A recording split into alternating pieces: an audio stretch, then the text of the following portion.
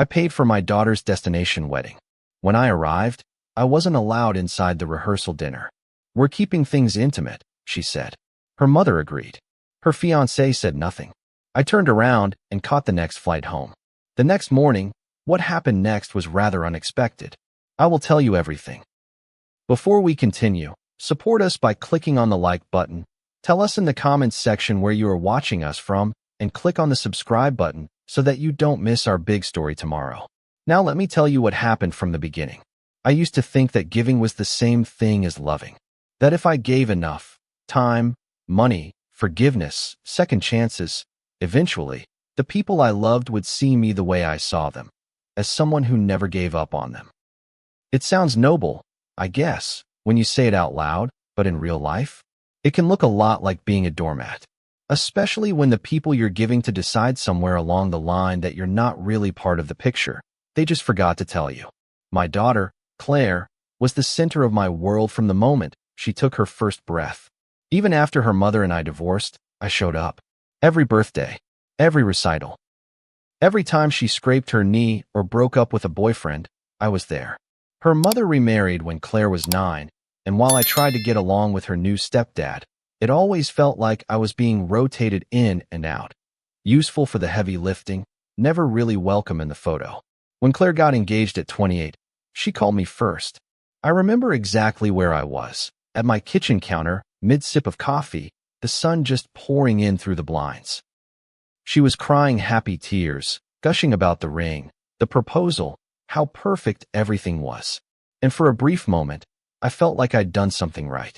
I asked if she needed help planning, and before I even finished the sentence, she laughed and said, "Dad, it's going to be a destination wedding. It'll be so beautiful, somewhere on the coast, maybe Spain or Portugal. You always said you wanted to go back to Europe." That wasn't just an offhand comment. That was her reminding me that she remembered, that she knew me. I told her I'd take care of the wedding. The whole thing. No conditions. No strings. Just a gift. From father to daughter. It was probably $45,000 when all was said and done, maybe more. But I didn't think twice. People said I was spoiling her. I thought I was showing up. The planning phase was a blur. Venues, floral designers, the villa rental, the dress fittings I never got invited to. Claire was glowing every time I saw her, and even if I noticed that I was being copied on fewer and fewer emails, I brushed it off. Her mother was handling the aesthetics, she said. "You know how mom is with taste," she joked. I laughed along. Even though her mother hadn't spoken more than 10 words to me in a decade unless it involved child support or logistics. I figured if they wanted me to just be the checkbook and show up in a suit, I could do that. I didn't need to be center stage. I just wanted to be there, in her orbit, when she said, "I do." That would have been enough. Still, I poured myself into every part of the planning they let me touch. I booked the flights, upgraded her honeymoon suite, and paid the deposit on the private chef for the rehearsal dinner. When the planner emailed me separately to say the final balance was overdue, I paid it without even mentioning it to Claire. I figured it had slipped her mind. It happens. I picked out cufflinks engraved with her initials and the wedding date. I even wrote a toast, 3 pages long, part funny, part sentimental. I practiced it in front of the mirror for weeks, trimming the jokes that didn't land, trying not to tear up when I hit the part about her first ballet recital. I told myself that this wedding would be the start of something new for us. That maybe, finally, I'd stop feeling like the outsider at my own daughter's table. The flight overseas was long, but full of anticipation. I watched terrible movies, barely slept, but it didn't matter. When I landed and stepped out into the salt air and sun of the coastal town, I felt something open in me. This was it. I checked into the villa I'd helped pay for, unpacked my suit, and ironed my shirt for the rehearsal dinner. I even brought her a small gift for that night, a framed photo of the two of us on her 5th birthday, the last year before the divorce. I thought maybe we'd have a quiet moment, just the two of us. I thought maybe she'd remember how far we'd come. I should have known something was wrong when I arrived at the restaurant and no one made eye contact. The maitre d' asked my name twice, then disappeared. I waited 10 minutes before I saw Claire walk toward me, not smiling. Her hair was pulled back, her dress perfect, but her face was careful. like someone walking through glass. "Hey, Dad," she said, kissing me on the cheek quickly. I started to say how beautiful everything looked, how proud I was, but she cut me off. "Listen, we're actually keeping tonight really intimate," she said. I blinked. "Just immediate family and the bridal party," she added. I looked past her into the room. Her mother, her stepfather, her fiancé's parents, a few bridesmaids. I'm your. I didn't even finish the sentence. She touched my arm, gave that tight smile I hated, and said, "I hope you understand." Her mother gave me a pitying look over her shoulder, the kind she'd perfected years ago in courtrooms and parking lots. Her fiancé didn't say a word. I nodded once, stepped back, and turned around. No scene, no shouting, just silence. I walked out into the night, loosened my tie, and started walking. I didn't even know where I was going. I just knew I couldn't stand outside that door another second, pretending like I was the crazy one for showing up. I didn't sleep that night. I stared at the ceiling, then at the walls, then at the ironed shirt I'd hung so carefully from the closet hook just hours before. It looked like a joke now, like a costume for a play I'd never been cast in. I had imagined laughter, clinking glasses, maybe even Claire leaning her head on my shoulder after the toasts, the way she used to when she was little and didn't care who was watching. But what I got was a half apology, a hand on my arm, and a door closed in my face. There was something about the way she said it. "We're keeping things intimate," as if I was somehow not intimate, as if I was a distant uncle who sent checks but never called.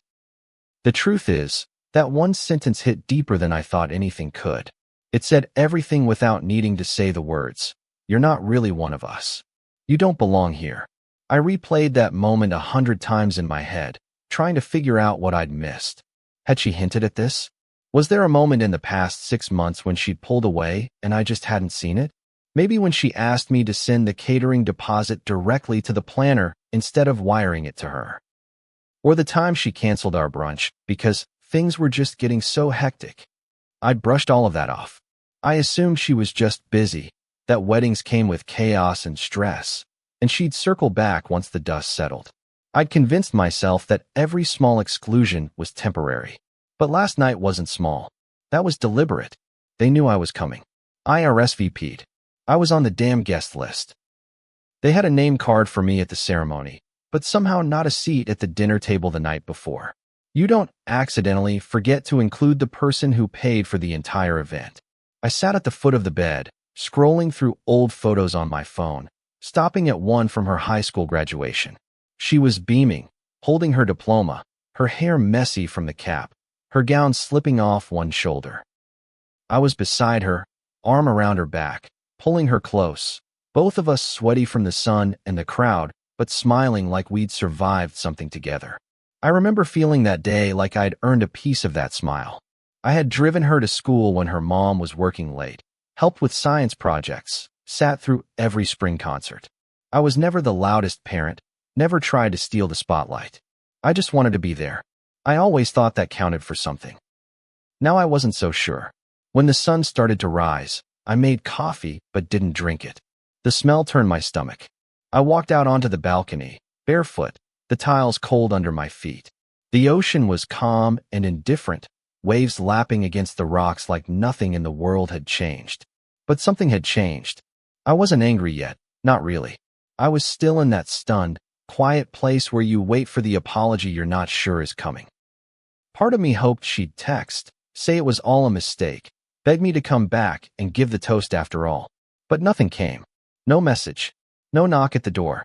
Just the sound of seagulls and someone playing soft jazz a few villas down. That's when I knew. I wasn't just excluded, I was dismissed. Forgotten. Disposable. I showered, packed slowly, folded each shirt as if I was trying to delay the inevitable decision building in my gut. I looked at my plane ticket for the return flight scheduled 2 days after the wedding and deleted the calendar notification. Then I opened the airline app and searched for the first flight home. There was one in 3 hours. Tight, but doable. I booked it. I didn't leave a note, didn't message Claire. I left the engraved cufflinks on the nightstand, next to the framed photo I never had the chance to give her. It felt symbolic. Like everything I'd ever given her was sitting there, untouched, unacknowledged. I shut the door quietly behind me. The ride to the airport was silent. The driver tried small talk at first, asked if I was here for the wedding, complimented the weather. I nodded, but didn't answer much. I stared out the window as we drove past the resort, past the rehearsal dinner restaurant, past all the places that had been so carefully planned using my credit card and my time. I felt like a ghost passing through a city built on someone else's dream. And somewhere between mile 10 and the terminal gates, something shifted in me. It wasn't just hurt anymore. It was resolve. If I didn't matter enough to be at her table, then they didn't get to keep what I'd built for them. I was halfway through airport security when the decision took full form. I took out my phone and emailed the wedding planner. The subject line was short, change of plan.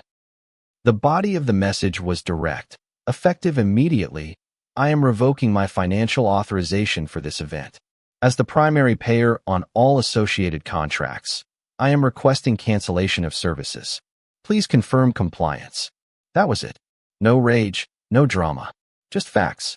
I hit send, and for the first time in a long time, I felt like I wasn't begging to be part of something that didn't want me. By the time I boarded the plane, I had messages from the planner, 2 missed calls from an international number I didn't recognize, probably Claire or her fiancé. I didn't answer.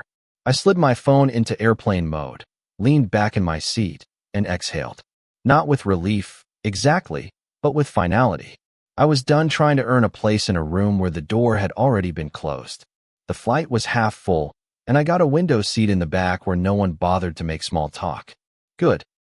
I wasn't in the mood to explain anything. The overhead light buzzed softly above me while we taxied down the runway, and I pressed my forehead to the window, watching the wedding town shrink beneath the wings. That coastline, once something I thought I'd remember as part of her happiest day, was now just a line in the sand I'd finally stopped trying to cross. I could still hear her voice in my head, soft and patronizing. We're keeping things intimate. I wondered if she practiced saying it before she met me at the restaurant entrance. If they talked it over as a group. Her mother certainly seemed prepared. And the silence from her fiancé, that man stood 2 feet away and let it happen. Said nothing. Not even a hey, sorry about this. That told me everything I needed to know. I spent the first hour of the flight staring straight ahead, not watching the movie on the seatback screen, not reading, not even thinking in full sentences. It was just a swirl of emotion, humiliation, confusion, but mostly grief. A kind of living grief that people don't talk about enough. You raise someone, you give your life to them, and one day they look at you and decide you're optional. That kind of loss doesn't have a funeral, but it still needs mourning. I kept thinking about every ride to ballet, every time I sat on the bleachers at her swim meets, the late-night conversations in the car when she had her first heartbreak. I hadn't been perfect. I was never going to win Father of the Year, but I was there. I had shown up, over and over again, in ways most people wouldn't. So how did I end up here, 36,000 feet in the air, heading home 2 days before the wedding I paid for? The coffee cart rattled down the aisle, and the flight attendant asked if I wanted anything. I shook my head. My throat was too tight to talk. I glanced down at my phone, still in airplane mode, the planner's emails unread, her number blinking in my call log. I'd deal with it when I landed. Right now, I didn't owe anyone an explanation. Not even Claire. Especially not Claire. And the more I thought about it, the more insulted I became, not by the exclusion itself, but by how easily they assumed I'd swallow it. Like I'd sit quietly at my hotel, maybe show up at the wedding in my rented tux, smile for the pictures, hand over my last payment, and fade into the background like the help. As if I didn't matter as long as the venue was paid for and the champagne was chilled. It wasn't just about the money. God, if it were only the money, I could have written it off and walked away. But it was the disrespect, the erasure, the quiet, brutal rewriting of who I was in her life. When we landed, I moved through the airport like I was underwater, slow, methodical, numb. I didn't even go home right away. I sat in the airport cafe for nearly an hour, just letting the silence sink in. I watched people reuniting, hugging, calling rides, laughing over suitcase wheels that didn't work. And all I could think was, every one of these people is going somewhere they're wanted. Eventually, I pulled out my laptop and opened all the contracts I'd signed. One by one, I reviewed each vendor, the photographer, the florist, the caterer, the villa. I made notes, marked the ones that had final payment due within 24 hours. And slowly, I began to undo the wedding. The first call was to the wedding planner. She didn't answer, so I left a message. Hi, this is Claire's father. As the primary financial provider, I'm requesting cancellation of all services connected to the event effective immediately. Please return all refundable deposits and confirm receipt of this message. Do not proceed with anything else unless directly authorized by me in writing. I didn't raise my voice. I didn't explain why. I didn't need to. She knew who signed the checks. She knew where the power came from. And now, so did I. I wasn't doing it out of revenge. At least, that's what I told myself. I was doing it because I was tired of being treated like a donor instead of a father. The fallout started within the hour. Missed calls from a New York number, Claire's fiancé. Then one from her mother, followed by a voicemail that started with, "What the hell are you doing?" and ended with her voice shaking in fury. I didn't listen to the whole thing. I didn't need to. The panic was in the tone. They were scrambling, trying to piece it all back together, probably thinking I was bluffing. I wasn't. I didn't flinch. One by one, I emailed the vendors again and requested written confirmation of cancellation. Most of them complied quickly, if nervously. A few tried to guilt me. Are you sure you want to do this? It's very short notice. I responded with a copy of the contract and highlighted my payment authorization clause. Legally, I was in the right. Morally, that was up for debate, depending on which side of the locked door you were standing on last night. By the time I walked into my house that evening, the messages had tripled. Emails, missed calls, texts. A few relatives who hadn't spoken to me in years now had opinions, suddenly invested in the sanctity of weddings and family unity. It was almost funny how fast people crawl out of the woodwork when there's something dramatic to dissect.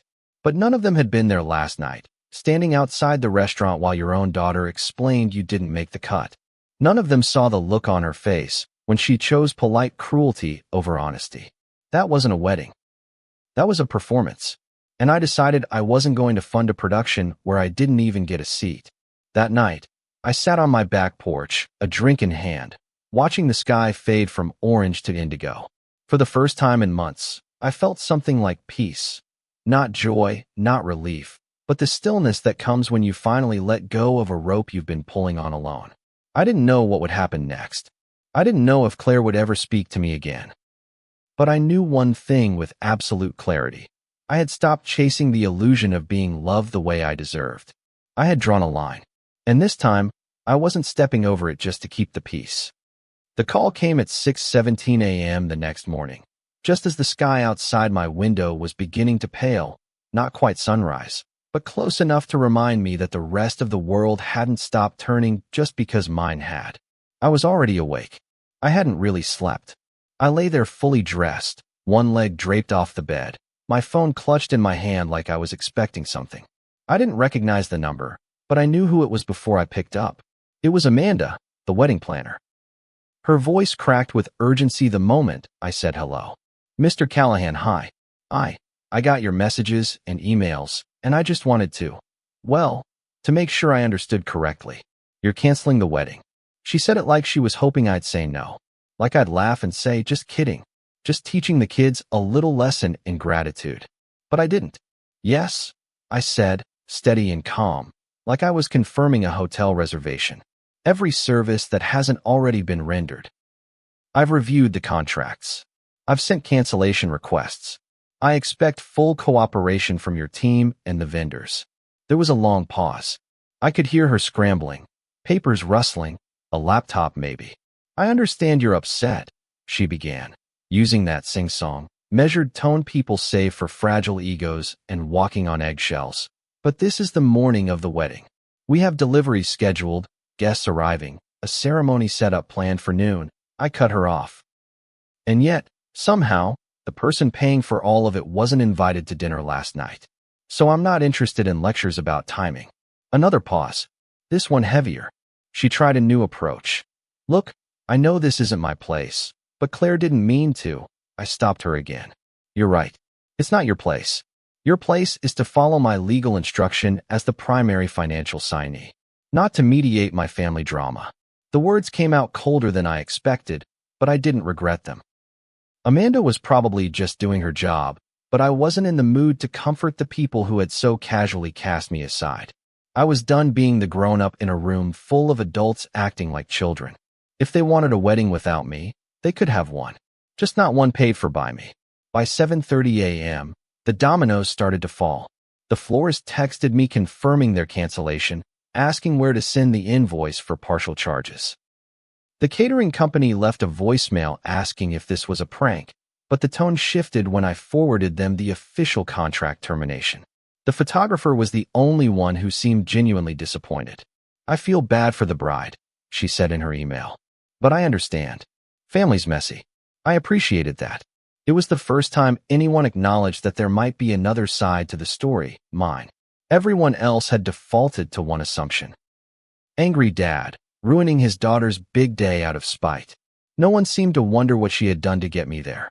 Around 8:10, the texts from Claire started. The first one was short, "Dad, what are you doing?" I didn't respond. The second one came 5 minutes later. "The wedding planner says you're canceling everything? Please tell me this isn't real." Then came a call. I let it go to voicemail. Then another. Then a third. By the time I opened her fifth message, "You're going to ruin my entire life if you go through with this." I felt something crack in me. Not regret. Not guilt. Just exhaustion. "I'm going to ruin your life?" That was rich. I had spent 30 years picking up the pieces of hers, emotionally, financially, and otherwise. And now, because I refused to bankroll a celebration I was deliberately excluded from, I was suddenly the villain? I stepped outside for air, phone still buzzing in my hand. The sky was wide open, cool for a summer morning, and the neighborhood was just starting to stir. Dog walkers, sprinklers clicking on, newspaper deliveries. Everything felt so painfully normal. No one around me knew that today was supposed to be the day I gave my daughter away, toasted her future, watched her smile, as someone else took the lead in protecting her. I lit a cigarette. I hadn't smoked in years, and sat on the porch steps like I used to when her mother first left me. Back then, I thought things would get better. I thought Claire would see who stuck around and who didn't. But loyalty doesn't always get passed down. By mid-morning, the panic had become public. I started getting texts from relatives. "Hey, I heard something's wrong with the wedding. Claire's freaking out." "What happened?" One of my cousins, who hadn't spoken to me in 5 years, texted, "This is really unfair to her. She's your daughter." I almost laughed. Where were all these concerned voices when Claire handed me rejection wrapped in a smile the night before? Where were they when I stood in a suit outside a closed door like a stranger? I didn't respond to any of them. If they wanted a version of the story, they could have Claire's. I wasn't in the mood to explain myself to people who only crawl out from the shadows when there's blood in the water. Around noon, Claire called again. This time I answered. I don't know why. Maybe some part of me still wanted to hear her say she was sorry, that she made a mistake, that I mattered more than the optics. But that's not what happened. The first words out of her mouth were, "You're seriously canceling my wedding over one night?" I closed my eyes. That sentence said it all. It wasn't just one night. It was the night. It was the moment when she had the chance to include me and chose not to. I didn't raise my voice. I didn't cry. I said, "You made it clear last night that I wasn't part of this family, so I'm stepping back like you wanted." She started to argue, her voice high and tight, but I hung up before she could finish. I didn't know her a debate. The ceremony never happened. I don't know the full story. Maybe they tried to salvage it. Maybe they didn't. All I know is by 4 p.m., Amanda emailed me confirming full cancellation and partial refunds. The rest of the money was gone, non-refundable, scattered across deposits and deadlines missed by a few hours. I didn't care. I wasn't chasing the money. I was reclaiming my place, not in the wedding, but in my own life. For too long, I had been bending, softening, apologizing for the space I took up. That ended the minute they told me I didn't belong at their table. The first real wave of backlash hit that evening. After the cancellations were final, and the wedding day that was supposed to be filled with champagne toasts and sunset photos instead became a flurry of frantic calls, stranded guests, and a venue left without a bride. I thought the silence between noon and 5 p.m. meant they were processing what happened, maybe even beginning to understand why I had done it, but instead it was the quiet before the storm. Around 6, my phone started vibrating nonstop, messages from relatives, co-workers, even old friends who had apparently decided that this was the moment to play mediator or moral judge. The first voicemail I listened to was from my ex-wife, her voice shrill and breathless. "You're wicked. Do you understand that? Wicked. You humiliated your own daughter on her wedding day. You ruined her future. You're sick." She said the words like she'd been rehearsing them, each syllable dripping with contempt, and I felt a sting, not because I believed her, but because I realized how easily she could twist the narrative and how willingly others would believe it. I deleted the message after listening to it twice, feeling the heat of anger simmer at the edges of my composure. The next call I answered, though I don't know why, came from my cousin. Someone who attended our family gatherings twice a decade at most, but now suddenly felt entitled to intervene. "You've gone too far," he said, without even saying hello. "I get being upset. I get wanting an apology. But canceling everything? Do you know how many people flew out there? Do you know how your daughter is being talked about right now?" His tone was less vicious than my ex-wife's, but heavy with accusation. I listened in silence, letting him ramble about obligation and sacrifice and tradition, until he finally paused long enough for me to answer. "You're asking me to feel sorry for people who didn't care enough to invite me to the rehearsal dinner," I said, my voice low and deliberate. "You're asking me to accept humiliation in exchange for civility." He sighed loudly and replied, "You're her father. You take the high road." That was the moment something settled inside me. "I've been taking the high road for decades," I said. All it did was give them a better view while they walked all over me. I hung up before he could respond. Social media was a different battlefield entirely. I didn't post on it much. I used Facebook to keep up with old coworkers, Instagram to follow a few travel accounts. But suddenly, I was the villain in a story I didn't consent to be part of. A mutual posted a vague message about selfish parents who prioritize ego over love, and the comments filled quickly with strangers piling on, painting me as a monster, a narcissist, a petty tyrant who destroyed his own daughter's happiness out of spite. I didn't reply. I didn't defend myself. But I read every word, because not reading them felt like letting them define me, and reading them felt like ingesting poison. It was a lose-lose situation. The most painful part wasn't the lies. It was how easily people accepted them. No one asked why a father would make such a drastic choice. No one wondered what pain preceded such a decision. People see an explosion and assume madness, but they never look at the years of gas leaks leading up to it. Just when I thought I had reached my limit, Claire finally called again, though this time it wasn't the panicked bride, but the broken daughter, at least at first. Her voice was raw, hoarse from what I assumed was crying. "How could you do this to me?" she asked, and I swear there was a moment, a sliver of space, where if she had said, "I'm sorry. I shouldn't have excluded you," everything might have shifted. But instead she launched into accusations, each more desperate than the last. "You ruined my reputation. You embarrassed me. Everyone is talking about me. People think I'm stupid. And Mom says you did it because you never wanted me to marry Mark in the first place." I closed my eyes and leaned against the wall, letting her words wash over me like cold rain. When I answered, my voice surprised me with how steady it was. "I didn't cancel the wedding because of Mark. I didn't cancel it because I don't love you. I canceled it because you made a choice. You excluded me. You treated me like an outsider." I reacted. She let out a harsh laugh. "A reaction? You destroyed everything." And there it was. The final confirmation that she saw me not as a person, not as a parent, but as a wallet with conditions she felt entitled to dictate. The conversation ended with her saying, "You're dead to me." A sentence so cliché it might have sounded dramatic or theatrical if not for the crack in her voice at the end. I didn't answer. I didn't beg. I didn't ask her to reconsider.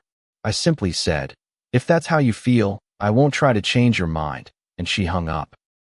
I stood there in my living room, the silence thick and heavy, and for the first time since I walked away from that rehearsal dinner, I felt something close to grief, not for the lost wedding, but for the realization that the daughter I thought I had might never have existed the way I believed she did. Maybe she hadn't changed overnight. Maybe I had just refused to see what was always there. The entitlement. The passive cruelty. The way she absorbed her mother's disdain and mirrored it back at me in small, subtle ways over the years. And I wondered whether I had created that version of her by never saying no, by always accommodating, by making love synonymous with sacrifice. Still, the worst conversation didn't come from my ex-wife or my daughter or the anonymous crowd. It came from someone unexpected, my brother, Thomas. Growing up, he was the one who told me to stand my ground, to be firm, to not let people walk all over me. So when he called, I thought maybe he'd offer support. Instead, his voice was tired. "I get why you're angry," he said. "But this is nuclear. You dropped a bomb when a boundary would have done." I countered. A boundary would have been respecting me enough to invite me to the dinner. They drew the first line.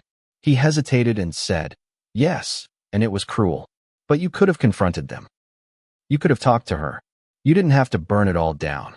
His disappointment shook me more than the accusations from others. I wanted him to understand. I needed at least one person to see the bigger picture. This wasn't about a dinner. This was about a lifetime of being treated like a placeholder.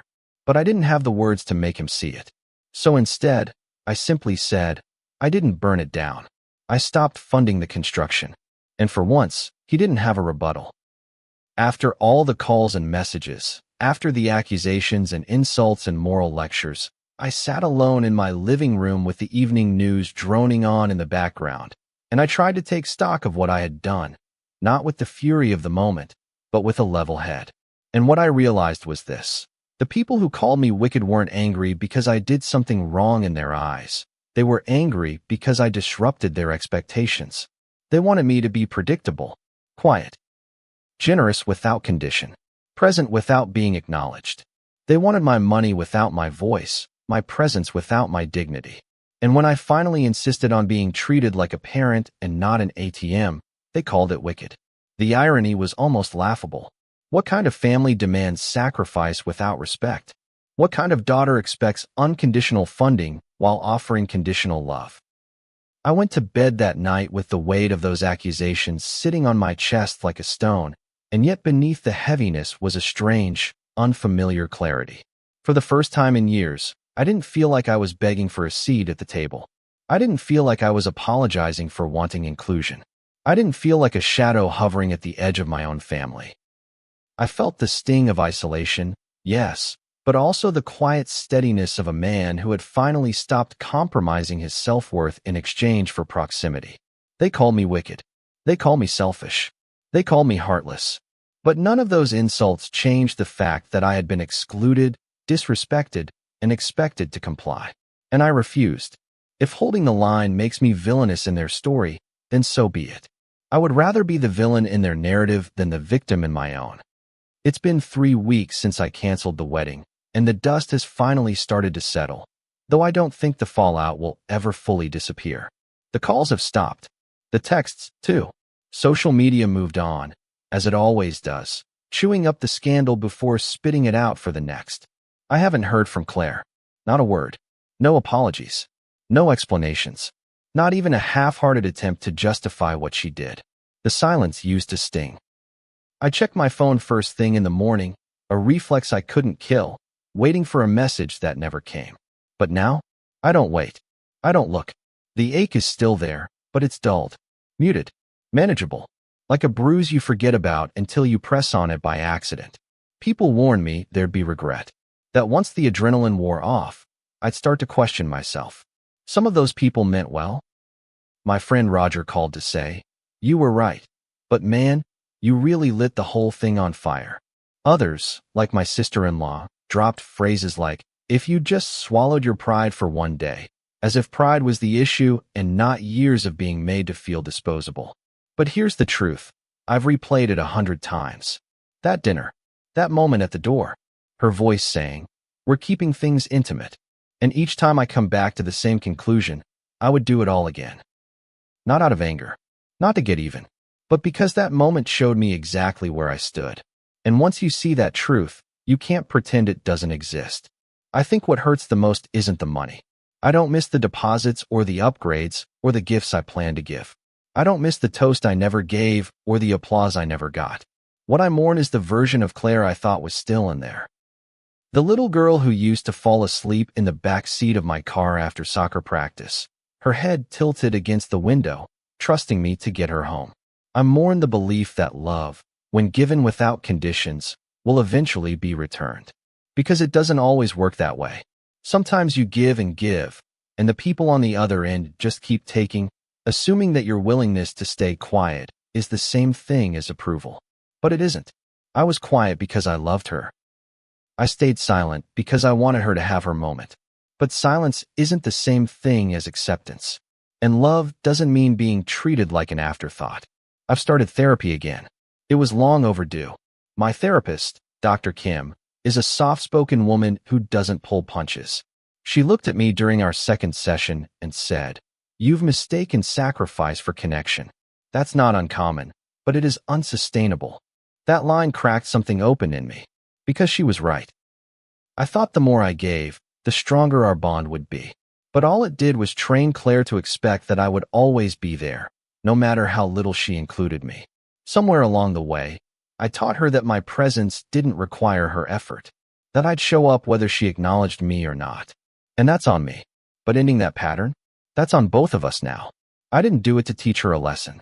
That's what people keep misunderstanding. This wasn't some calculated move to punish her. It was a breaking point, a boundary long overdue. It was the moment I realized that if I showed up to that wedding, I would be giving my silent blessing to a family structure where I was already a ghost. And I couldn't do that. Not anymore.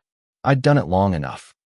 At birthdays where I sat near the edge of the group, at holidays where her mother's smirk said more than words, at family dinners where no one asked me how I was doing, only if I could help carry the food. I'd made myself small in every room to keep the peace. That wedding was supposed to be the one place I didn't have to do that. When they took even that from me, I knew I was done. I've started rebuilding, in small ways. I called my cousin Pete, the one who actually defended me when the gossip started, and invited him over for dinner. We grilled steaks in the backyard, drank too much wine, and ended up laughing at stupid memories from when we were teenagers. I reached out to an old friend I hadn't seen since before the divorce. We grabbed lunch, and he told me he always admired how I never disappeared from Claire's life, even when her mother made it hard. Those little moments, honest, uncomplicated, without expectation, reminded me that I still have people who see me. Not for what I can give, not for what I can fund, just for who I am. The wedding planner sent a formal follow-up last week. Final invoices, refund breakdowns, a brief, professional apology. "I wish the day had gone differently for everyone," she wrote. I didn't respond. There wasn't anything left to say. The numbers didn't matter anymore. The money had already been spent in ways that weren't visible. In plane tickets to parent-teacher nights, in late-night ER visits, in years of child support that didn't come with gratitude but was given anyway. I've paid for a lot more than a wedding in my life. The one thing I'd never bought for myself until now? Peace. And that's what I have now. Not perfect, not total, but real. A quiet in my chest that wasn't there before. I miss her, yes, but I don't miss feeling invisible. I miss the idea of what the day could have been, but not the people who stood by and watched me be dismissed. I miss the version of her I thought was still reachable. But even that grief has a border now. It doesn't consume me. It doesn't own me. It visits sometimes, sure, usually late at night. But I let it pass, and I don't feed it. People can think what they want of me. Let them call me wicked. Let them spin their stories. I know who I am. I'm the man who showed up, who stayed, who gave, who loved without keeping score until he finally realized he was the only one playing fair. And when the time came to choose between being respected and being liked, I chose respect. I chose myself. If that makes me selfish in their eyes, then they were never looking close enough to see the difference. Have you ever reached your breaking point with family, the moment where love just wasn't enough anymore? Would you have canceled the wedding like I did, or stayed silent to keep the peace? I want to hear your thoughts. Drop a comment below, and let's talk about what respect really looks like when it comes to family. If this story hit home, don't forget to like, share, and subscribe for more true stories about hard choices, messy families, and the boundaries that save us. See you soon in the next story.